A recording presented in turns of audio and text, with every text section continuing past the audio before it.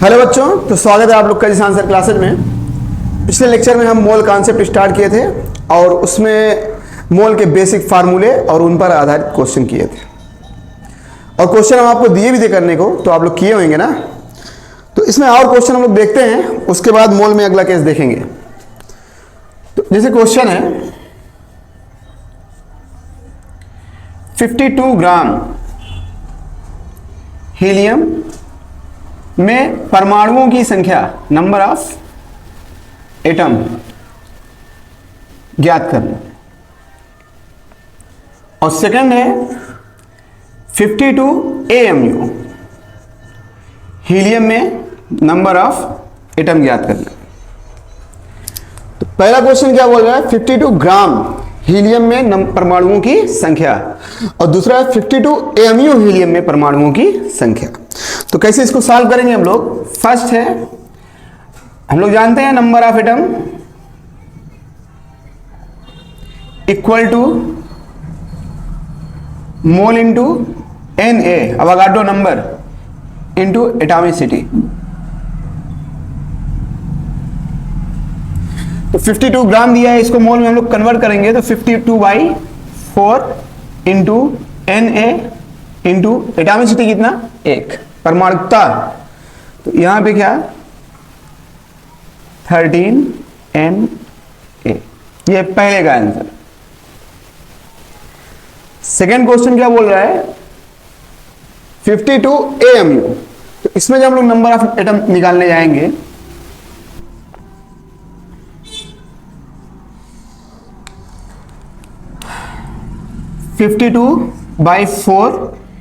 MU है तो यहां पे क्या हो जाएगा इंटू 1/Na, या फिर आप लोग इसके स्थान पे लिख सकते हैं 6.02 into 10⁻⁻24 gram into Na into 1।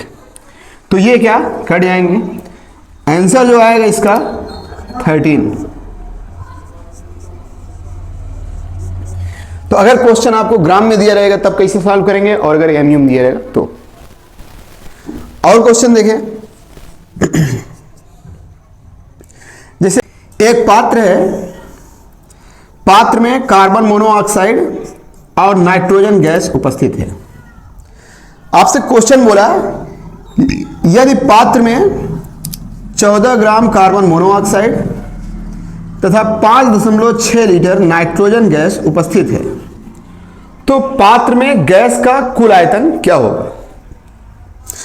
तो कुल आयतन, गैस का कुल आयतन पूछा है, तो आयतन पूछा है, ये वाला जो हमें वैल्यू दिया हुआ है ये आयतन में दिया ही है, ये हमें ग्राम में दिया है, इसको हम किस में कन्वर्ट करेंगे, आयतन बोले तो लीटर में। अगर हमसे क्वेश्चन में पूछता है कि पात्र में गैसों का कुल भार क्या होएगा, तो इसको हम लोग कन्वर्ट करते हैं, ये तो भार में है ये। तो यहां पे ना इसको छूना भी नहीं है। बच्चे क्या करते हैं ना, लगते हैं फार्मूला लगाने, मोल इक्वल टू NdV पर आता है ना 1/22.4, तो मोल की वैल्यू निकाल देते हैं। यहां पे आपको दिया हुआ है लीटर में ना, तो इसको कन्वर्ट करने की आवश्यकता नहीं है। आपसे क्वेश्चन में पूछा है कि पात्र में गैस का कुल आयतन क्या होगा, तो ये आयतन में दिया हुआ है, ये इसको हमें आयतन में कन्वर्ट करना है। तो हम लोग फार्मूला जानते हैं, mole equal to weight upon molecular wait.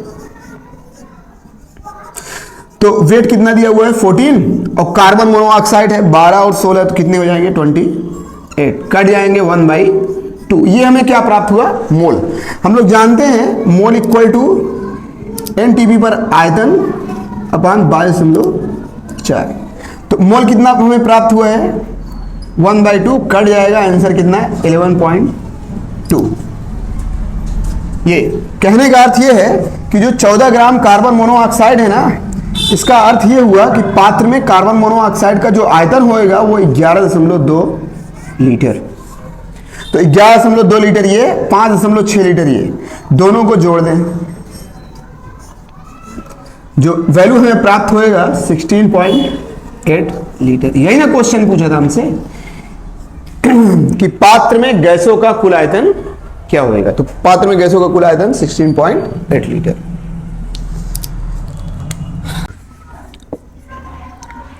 11.2 litre carbon dioxide के अणुओं की संख्या ज्ञात की। कार्बन डाइऑक्साइड गैस के अणुओं की संख्या, नंबर ऑफ मॉलिक्यूल। तो यहां पे क्या मोल इक्वल टू होएगा 11.2 अपान 22.4, कटेंगे वैल्यू कितना 1/2। Number of molecule equal to होता है मोल इंटू Na। या फिर आप लोग ऐसे ही करके निकाल ले, हाफ Na आएगा। अगर इसका एग्जैक्ट आंसर आप देखने जाएंगे तो Na का वैल्यू हम लोग जानते हैं 6.02 इंटू 10⁻23, तो कट जाएगा तो आंसर जो प्राप्त होएगा 3.01 इंटू 10⁻23। या आप लोग इसको ऐसे भी सॉल्व कर सकते थे डायरेक्ट, हमें ये मोल में कन्वर्ट करने की आवश्यकता ना थी। Number of molecule equal to mole into Na होता है फार्मूला, हम लोग जानते हैं कि मोल बराबर एनटीपी पर आयतन बटे 22.4 होता है, तो यहां पे डायरेक्ट भी रख के आंसर निकाल सकते हैं, कोई दिक्कत नहीं। बिल्कुल बेस से क्वेश्चन करना है हम लोग को, आंसर 1/2 n, जैसे आप लगाना चाहें। क्वेश्चन आपको दिया 4 मोल कार्बन डाइऑक्साइड गैस का एनटीपी पर आयतन क्या होएगा, नॉर्मल टेम्परेचर एंड प्रेशर, आयतन क्या होएगा। बहुत आसान, मोल इक्वल टू एनटीपी पर आयतन हमें ज्ञात करना है अपान 22.4, तो मोल कितना दिया हुआ है 4, तो यहां पे क्या हो जाएगा एनटीपी पर आयतन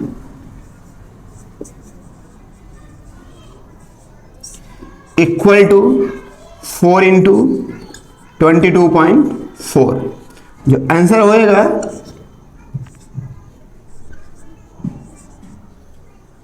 89.6।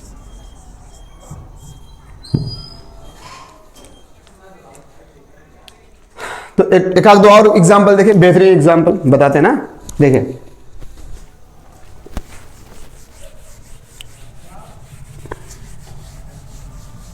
क्वेश्चन दिया P तथा Q दो तत्व हैं, ये आपस में क्रिया करके PQ2 और P2Q3 बनाए। यदि 0.15 मोल PQ2 का भार 9.3 ग्राम और 0.15 मोल P2Q3 का भार 15.9 ग्राम है, तो P और Q के परमाणु भार की गणना करें। इन दोनों के एटॉमिक वेट, परमाणु भार की गणना करना है। तो देखिए क्वेश्चन सॉल्व कैसे होएगा। हमें दिया क्या हुआ है, दिया क्या है मोल और भार किसका, PQ2 का और P2Q3 का, जबकि हमसे क्वेश्चन में पूछा क्या है P और Q का परमाणु भार। तो सबसे पहले हम लोग क्या करेंगे, इनका और इनका अणुभार निकालेंगे। फार्मूला होता है mole equal to weight upon molecular weight, तो molecular weight equal to weight upon mole. अब किसके लिए हम निकालें, पहले PQ2 का देख लेते हैं। जब इसका मॉलिक्यूलर वेट निकालने जाएंगे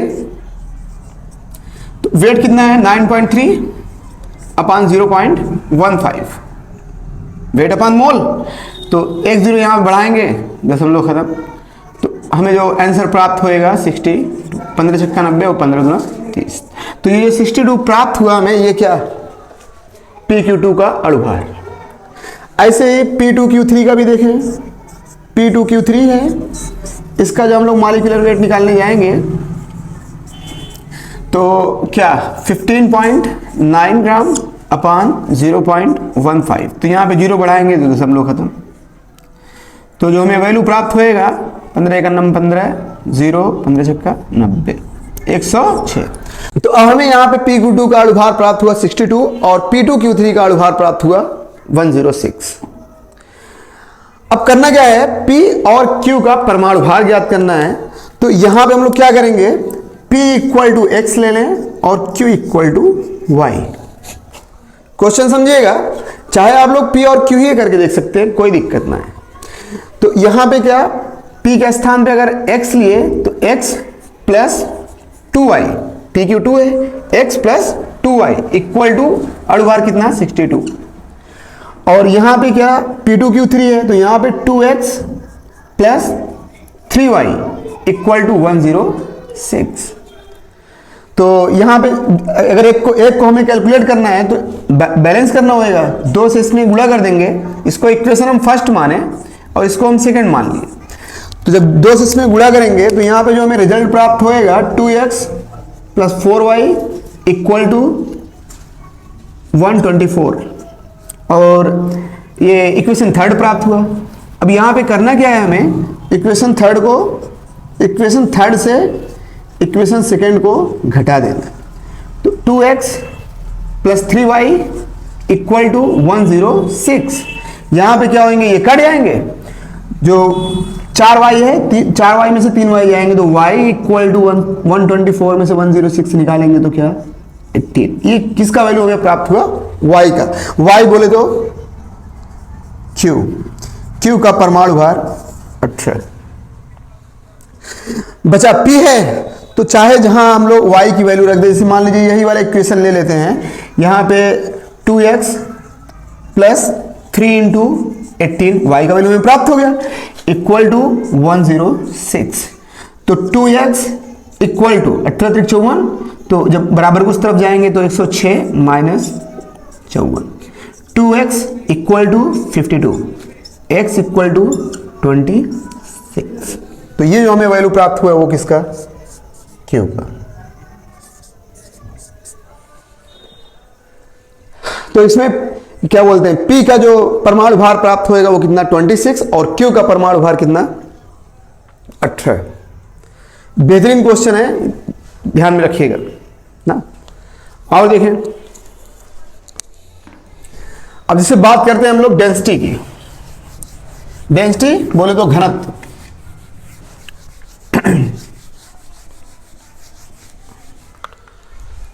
तो वेपर डेंसिटी, वाष्प घनत्व इक्वल होता है मॉलिक्यूलर वेट अपॉन 2 के, या हम लोग इसको ऐसे भी ले सकते हैं, molecular weight equal to 2 into vapour density. किसी गैस के लिए एनटीपी पर जो वेपर डेंसिटी होता है किसी गैस के लिए, तो मॉलिक्यूलर वेट अपॉन 22.4। एक होता है डेंसिटी इक्वल टू, इसका मैक्सिमम यूज, इस फार्मूले का मैक्सिमम यूज आप लोग सॉल्यूशन में देखेंगे, विलियन में। Density equal to weight upon volume. तो क्वेश्चन दिया आपको CO carbon monoxide whole X, CO whole X में यदि कार्बन मोनोऑक्साइड की वेपर डेंसिटी 70 है तो X की गणना करें। तो कैसे हम लोग करेंगे, तो वेपर डेंसिटी 70 है तो हम लोग मॉलिक्यूलर वेट आसानी से निकाल सकते हैं। Molecular weight equal to 2 into vapour density, तो 2 इंटू वेपर डेंसिटी कितना 70, आंसर हमें कितना प्राप्त होएगा 140। ये हमें क्या प्राप्त हुआ, मॉलिक्यूलर वेट किसका, CO होल X का। जो मॉलिक्यूलर वेट प्राप्त हुआ अणुभार वो 140। तो यहां पे क्या, कार्बन का कितना 12 और इसका 16 28, तो 28x equal to 140, x equal to 140 upon 28। तो कटेंगे, आंसर जो हमें प्राप्त होएगा वो 5, 28 पंजे 140। NO2 होल X है। अब इसमें x की वैल्यू हमें ज्ञात करना है। यदि NO2 का वेपर डेंसिटी जो दिया हुआ है वो 46 है, तो आसान है, molecular weight equals to 2 into vapour density, जो वैल्यू हमें प्राप्त होएगा यहां से 92, ये इसका अणुभार प्राप्त हुआ। तो यहां पे क्या हो जाएगा, 14 ये और 32 ये, 14 और 32 कितना हो जाएंगे 46, x इक्वल टू 92। तो x इक्वल टू क्या 92/46, आंसर जो प्राप्त हुआ वो 2। तो इसका मतलब क्या, यहां पे जो वैल्यू प्राप्त होएगा x का वो 2 और यहां पे जो वैल्यू प्राप्त होएगा वो 5 ना। हम लोग देखेंगे नंबर ऑफ आयन, आयन की संख्या कैसे ज्ञात किया जाता है ना, देखें।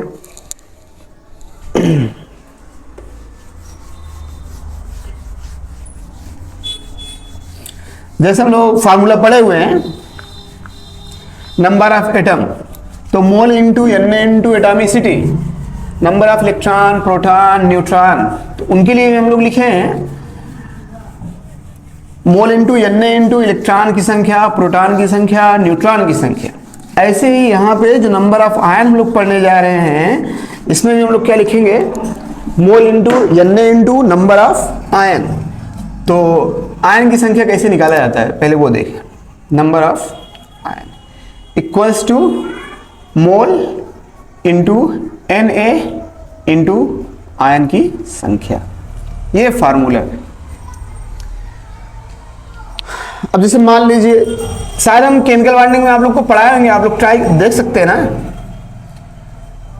AXBY है, जब इसको हम लोग तोड़ेंगे तो यहां पर क्या हो जाएगा, x a पर power plus y, y b पर पावर माइनस x। ये जनरल फार्मूला है आयनों की संख्या ज्ञात करने की। तो कैसे होएगा जैसे मान लीजिए Na2CO3, इसमें हमें आयन की संख्या पूछा, तो आप लोग ना डायरेक्ट भी देख के बता सकते हैं। आप थोड़ा केमिकल बॉन्डिंग चेक करिएगा, हम आपको बताए हुए हैं कैसे कंपाउंड कैसे बनाया जाता है, उनको आयनों में कैसे तोड़ा जाता है, आयन की संख्या निकाला कैसे जाता है, सब बताया है वहाँ। यहाँ पे थोड़ा हम रिवाइज कर देते हैं क्योंकि हमें पढ़ना है। तो अब यहाँ पे क्या होएगा, 2 ये 2 क्या x, अब n क्या है a, तो यहाँ पे क्या हो जाएगा Na प्लस y की संख्या कितना है 51। यहां पे क्या होता है, कुछ बच्चे क्या करते हैं कि सर जी अगर यहाँ पे Na2 है तो इसको 2 को गुणांक में ले लिए हैं, तो यहाँ पे CO3 है तो 3 को भी ले लेंगे। अरे भैया ये एलिमेंट है, ये कंपाउंड है, तो जब तक इनका होल नहीं रहता ना, होल, तब तक उनकी संख्या गुणांक, ये गुणांक में चला जाएगा तो ये तो फिर खत्म हो जाएगा कहानी इसका खत्म। ये कार्बोनेट है, तो जब ये टूटेगा तो किसमें CO3 माइनस x बोले तो 2, x की संख्या 2 ही ना है। आप लोग देख सकते हैं, या फिर आप डायरेक्ट निकाल सकते हैं आयन की संख्या।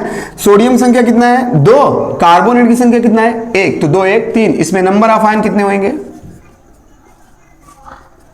3। Al2SO4 का होल थ्राइस। अब इसमें हमें आयन की संख्या निकालना है, तो क्या होएगा, यहां से ही आप लोग चेक कर सकते हैं। एल्यूमिनियम का एटम है 2 ठो, सल्फेट का एटम है 3 ठो, तो 3 2 5, बाकी वैसे तोड़ के भी कर सकते हैं, 2Al प्लस 3 और प्लस 3SO4 माइनस 2, तो 3 2 5 नंबर ऑफ आयन। अब जैसे आपको क्वेश्चन दिया है,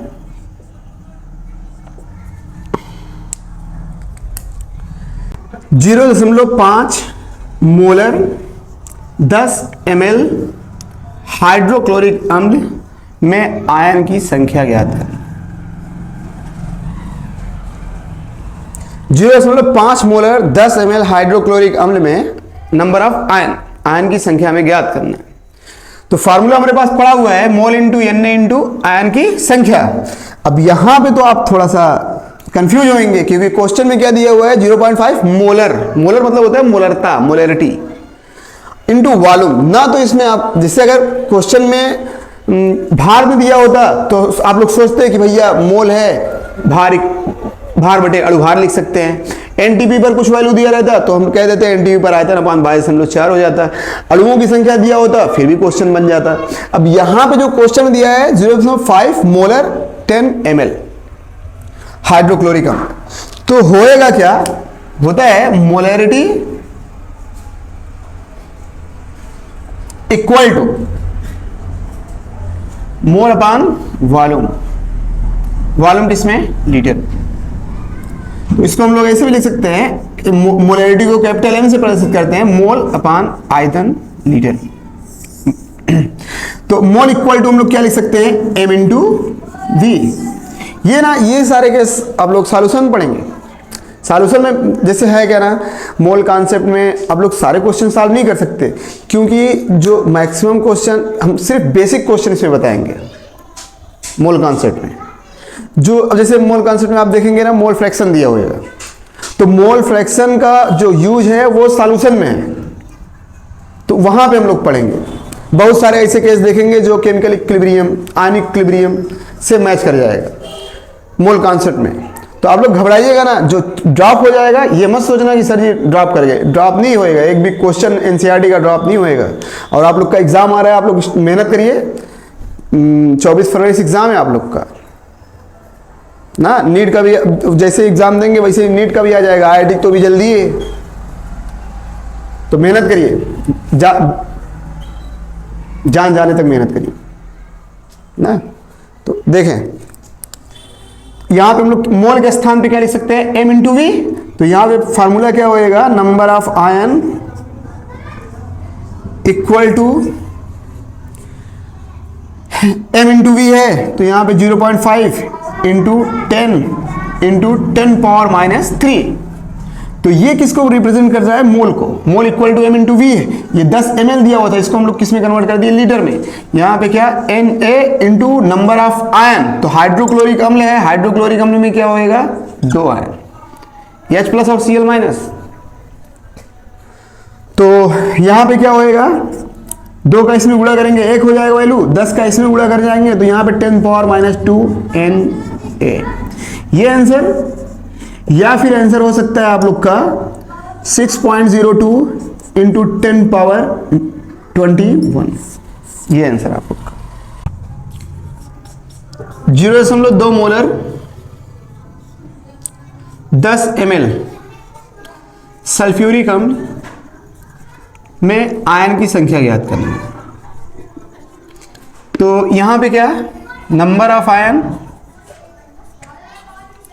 equal to 0.2 into 10 into 10 power minus 3 into Na into 3। Number of ion, 2 ion hydrogen और 1 आयन क्या, सल्फेट, तो 3। तो यहां पे क्या हो जाएगा, 6, 3 दूनी 6 और into 10 power minus 3 into Na। तो अगर Na का हम लोग वैल्यू रखने जाएंगे 6.02 इंटू 10 पावर 23, तो यहाँ पे जो हमें प्राप्त होएगा 2, 1, 36 इंटू 10 पावर 20, ये आंसर।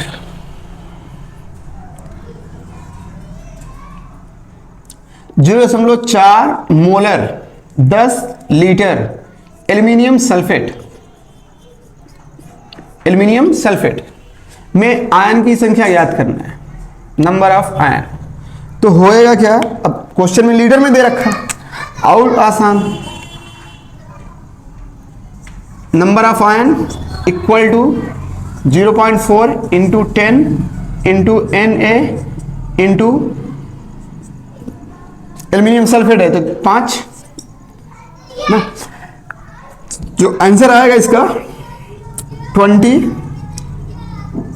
Na, 4 पंजे 20, ये 2 हो जाएंगे, 10 का गुणा हो जाएगा तो 20 Na ना।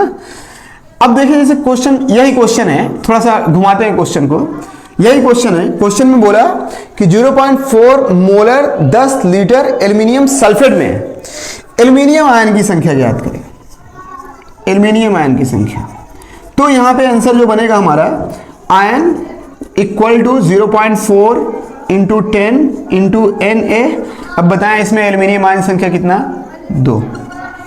तो जो आंसर हमें प्राप्त होएगा 8Na। या फिर अगर क्वेश्चन में बोल दिया सल्फेट आयन के लिए, तो सल्फेट आयन के लिए भी अलग, सल्फेट आयन के लिए निकालने जाएंगे तो ion equal to 0.4 into 10 into Na into sulphate ion का अगर सिर्फ पूछा तो यहाँ पे कितना हो जाएगा 3, और आंसर जो हमें प्राप्त होएगा 12Na।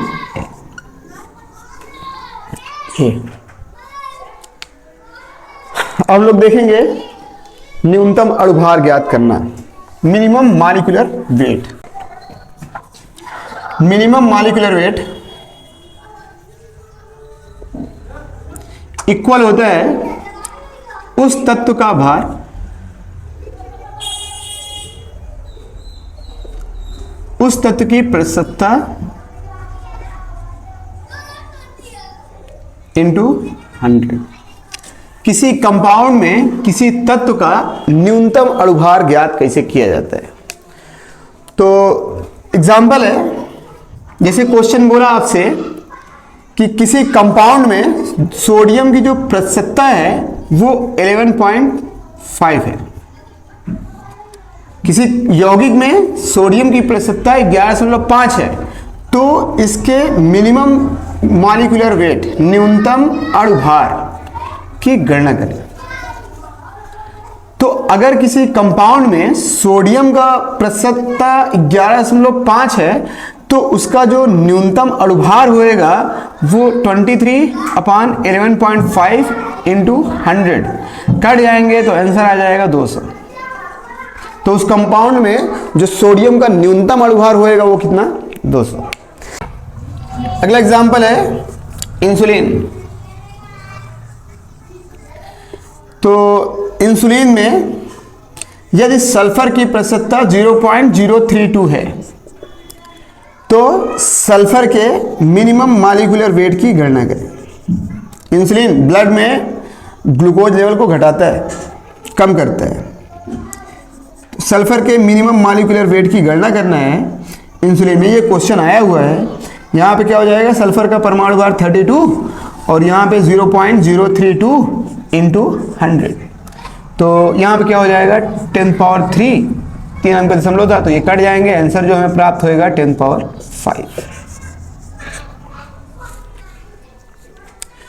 अब देख लेंगे हम लोग किसी कंपाउंड में किसी तत्व की प्रतिशतता कैसे ज्ञात की जाती है ना। तो किसी तत्व की जो प्रतिशतता निकाला जाता है वो तत्व का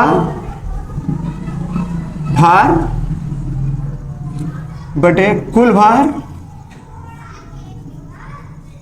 गुणे 100।